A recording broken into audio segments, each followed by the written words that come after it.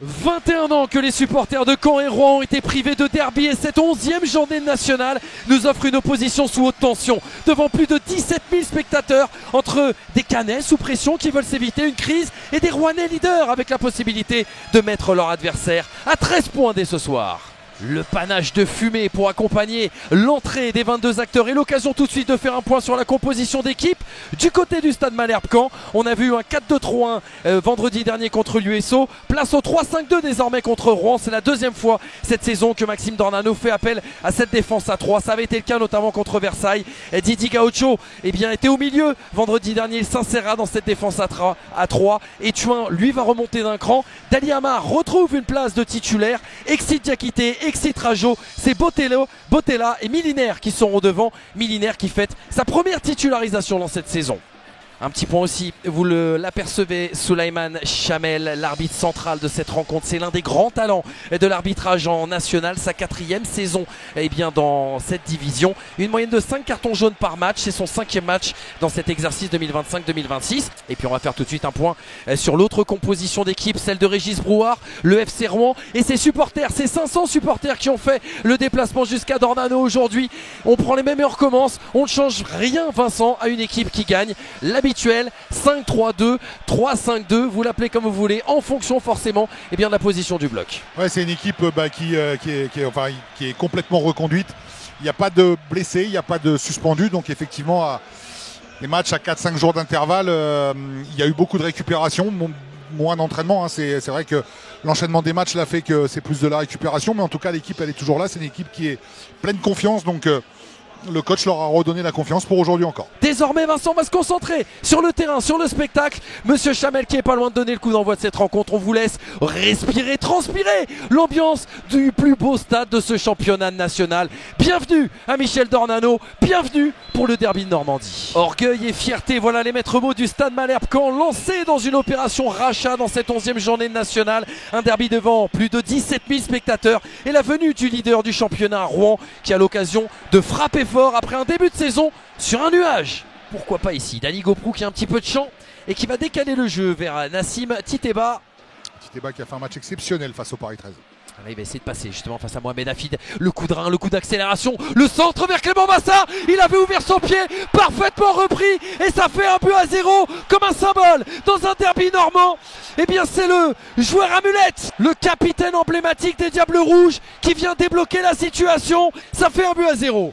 Titeba qui a été encore une fois exceptionnel sur son côté, qui a pris le dessus sur son adversaire direct pour délivrer une passe magnifique sur Bassin qui avait bien fermé au deuxième poteau, et là son plat du pied laisse aucune chance à Anthony Mandrea. La 3e passe décisive dans cette saison pour Titeba. Le 3e but pour Clément Bassin qui avait suivi cette action, qui avait été allé au bout. Regardez, libre de tout marquage. Et cette reprise, intérieur pied gauche, première intention. Ça ne pouvait pas mieux commencer pour le FC Rouen. Le corner sera pour le Stade Malherbe-Caen.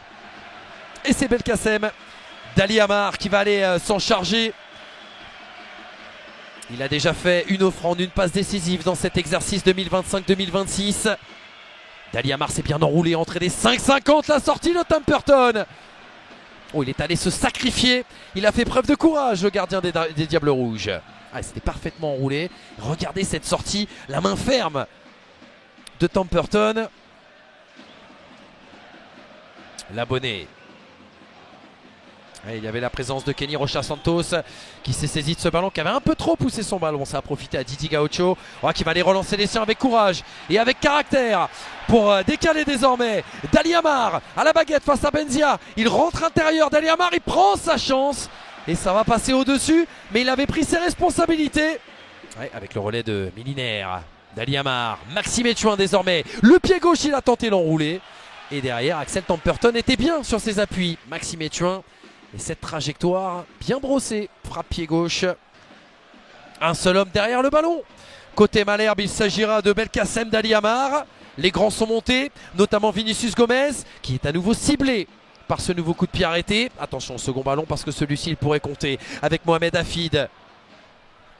face à Titeba, le petit coup d'accélérateur, finalement la feinte pour se remettre, et le centre avec la montée, Leandro Morante, oh le geste d'attaquant pour le défenseur qui marque son retour, son grand retour sous le maillot de Malherbe, et en national, ça fait un but partout désormais, au meilleur moment, à 2 minutes de la fin du temps réglementaire dans cette première période. Ouais, sur l'ouverture du score, c'était Titeba qui avait pris le dessus sur Hafid, et là sur l'égalisation, c'est Hafid qui prend le dessus sur Titeba avec effectivement un centre au premier poteau bien coupé par Morante, extraordinaire. Oh, c'est un geste d'attaquant, on le voit, Axel Temperton qui était sur la trajectoire de ce ballon mais ne peut empêcher ce ballon de passer la ligne. Un but partout, tout est à refaire pour le leader du national, le FCR. Et l'espoir qui revient au stade d'Ornano. Anthony Mandrea pour relancer les siens. Vinicius Gomez qui a eu un impact immédiat depuis son arrivée à Malherbe. On le rappelle, buteur lors de la première journée face à Aubagne. Et buteur pour son retour à la compétition, c'était face à Berrichon Châteauroux. C'est la pause à Michel d'Ornano. Caen et Rouen qui se quittent dos à dos au moins au bout des 45 premières minutes. Énormément d'intensité, peu d'occasions, un peu de déchets techniques, mais un vrai derby de Normandie. Ouais, après c'est vrai que c'est deux clubs quand même qui ont connu des sommets. Hein. Milinaire qui va aller prendre sa chance à distance. La frappe tendue qui va passer au-dessus. Daliamar, ça sera une combinaison. Avec l'appui remise et la frappe directement, la claquette main opposée d'Axel Temperton qui va offrir un autre corner au stade Malherbe-Caen. Et pour le grand plaisir, le grand bonheur du COP. Ah, c'était bien joué parce que sur ce genre de combinaison il faut être juste techniquement parce que forcément il y a l'aspect défensif des Rouennais qui était tout proche. Et là ça a été fait de fort belle manière. On garde le même tireur, ce sera à nouveau Belkacem Daliamar, cette fois-ci trajectoire sortante, cette fois-ci Benzia pour mettre sa tête en opposition. Eh bien l'ancien stade de Caen est juste à côté du plus récent. Exactement. Trait d'union d'histoire. C'est également le cas bien sûr à... Et non pas de comparaison. Non, pas de comparaison. Non. Allez, carton jaune, c'est le deuxième de cette partie. C'est rouge. Et oui, le deuxième en effet. Pour Moustapha Benzia qui avait déjà été averti en première période. Rouen va devoir terminer cette rencontre en infériorité numérique à 10 contre 11. Voilà le tournant peut-être de ce derby de la Normandie. Alors on a deux possibilités autour de ce ballon. On a Daliamar et son pied droit, on a Milinaire et son pied gauche. Ce sera finalement pour Daliamar qui avait enroulé, mais ce ballon qui avait pris un petit peu trop de hauteur et qui va passer au-dessus des buts de Temperton. Potella, le long de la ligne. Sur ce côté gauche, il rentre intérieur avec cette prise de balle et la tentative qui va passer à côté de Williams Mazier. Ah, il était en position pour frapper. Hein.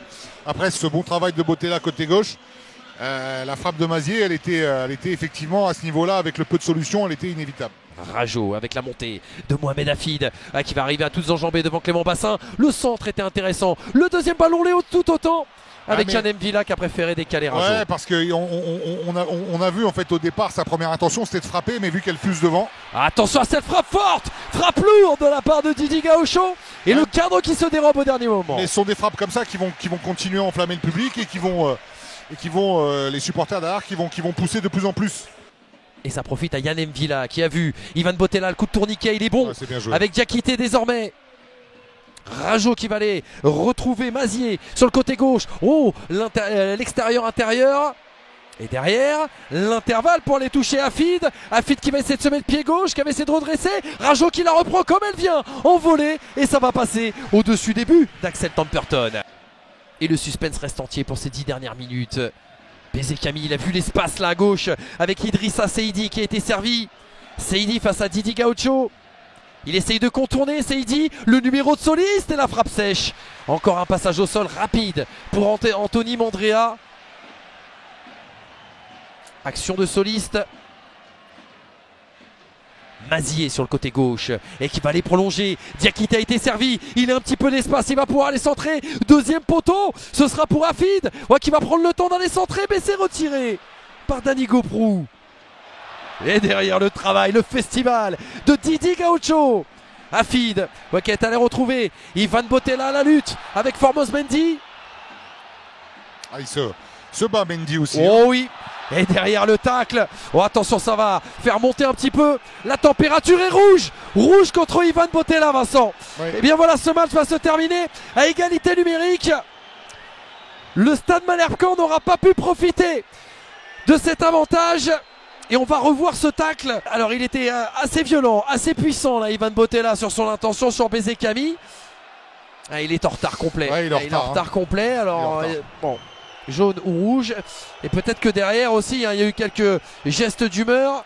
Et Ivan Botella qui s'excuse en sortant. Et qui est applaudi par Dornano. Et Dornano se soulève pour ces 5 dernières minutes, en même temps que Mohamed Hafid, centre et change d'orientation pour aller toucher Williams Mazier. Le centre, là encore une fois première pour Mohamed Hafid, mais retiré par Formose Mendy. Ouais, Mendy qui a bien défendu. Hein. Ouf. Et regardez de l'autre côté, la vitesse d'Idrissa Seydi, il va aller prendre son ballon, il va s'écrouler, il n'y a rien, signale Monsieur Chamel. Oh, la colère de Régis Brouard. Allez, on va revoir justement ici, regardez, il était passé... Ouais, non. Très bien arbitré. Ouais, c'est le dernier ballon sans doute, Vincent. Qui est frappé par Clément Bassin dans la surface de réparation vers Valentin Fuss. Et c'est terminé. Le derby de Normandie n'a pas de favori. Point partagé, match nul entre le Stade Malherbe-Caen et le FC Rouen. Un but partout, fin de série pour des Rouennais qui étaient restés jusqu'à présent sur 5 matchs. 5 victoires, 5 clean sheets. Ils auront encaissé un petit but aujourd'hui. Rouen avait ouvert la marque dans le premier quart d'heure. Caen avait fait la différence en fin de première période. Ils ont eu cette opportunité, les Caennais, de bénéficier d'un avantage, d'une supériorité numérique. Ils n'ont pas réussi justement à la faire fructifier.